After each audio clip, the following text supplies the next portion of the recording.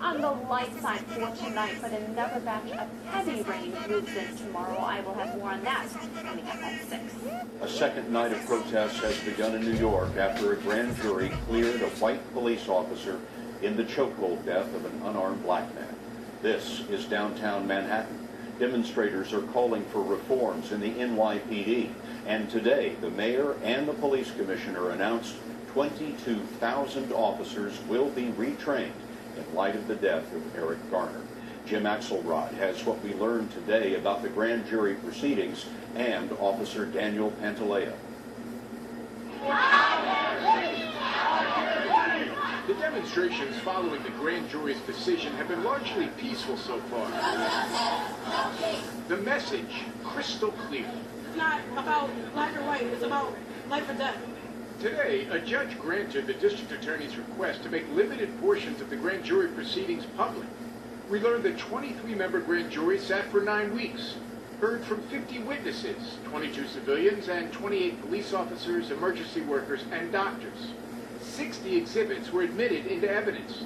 No testimony was released. That was not part of the prosecutor's request.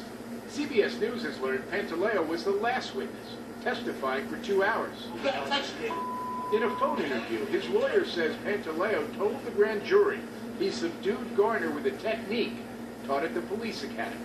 He indicated that he never used the chokehold. It was never his intent to utilize the chokehold.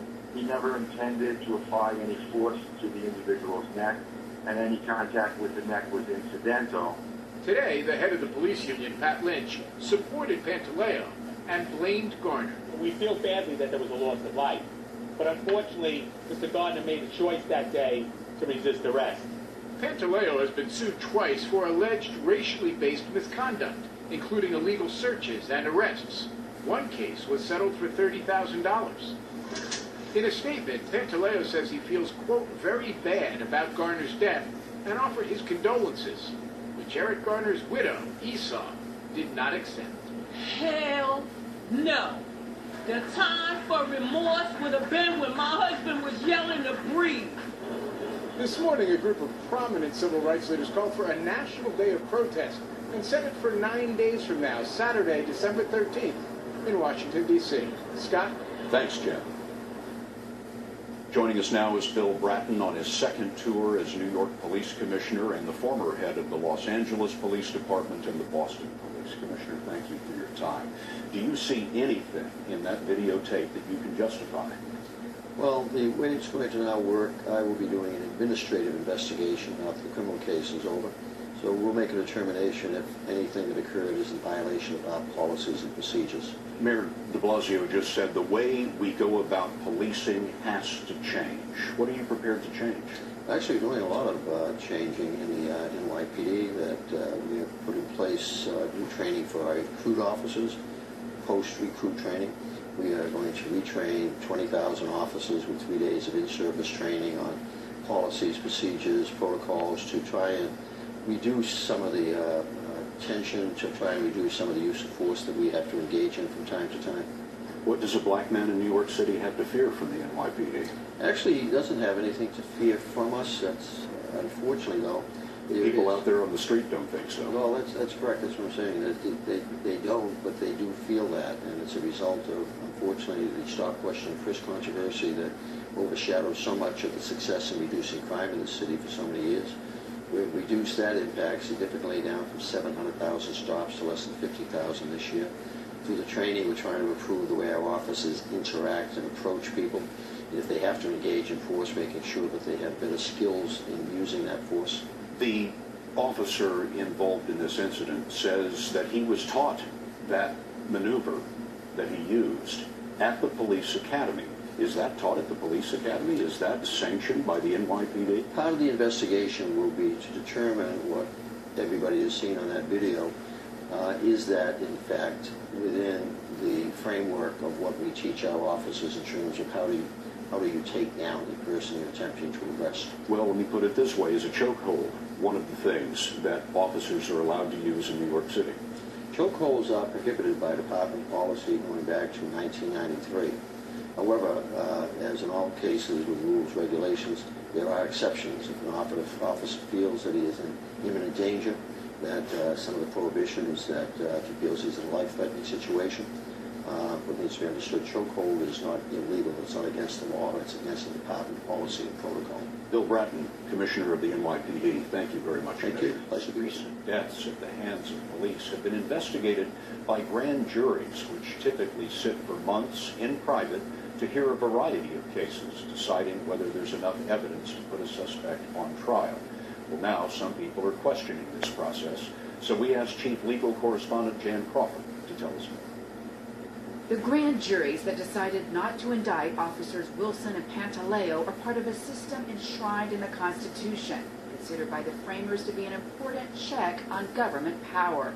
But now there is growing criticism government prosecutors can hijack the system to get results they want.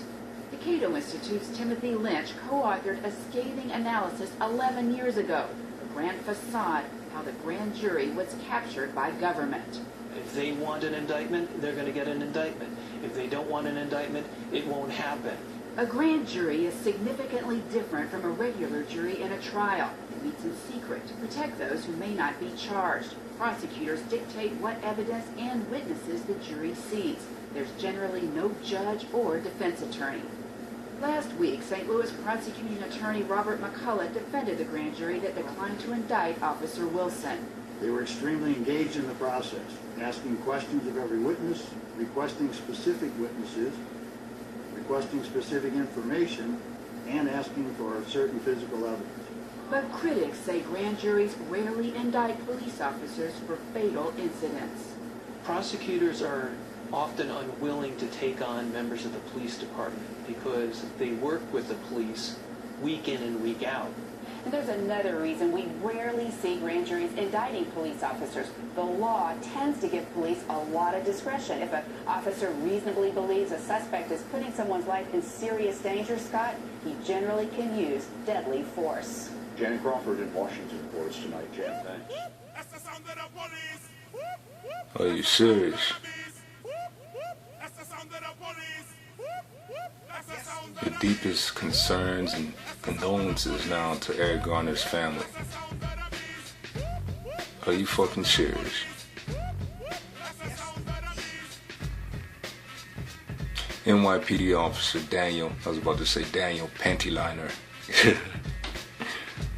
Now he wants to send his best regards to Eric Garner's family. You gotta be out of your mind. See, the problem with you is you have a brutal thirst for brutality, just like a lot of police officers, especially when it comes to a bigger, taller, black guy. You know what I mean?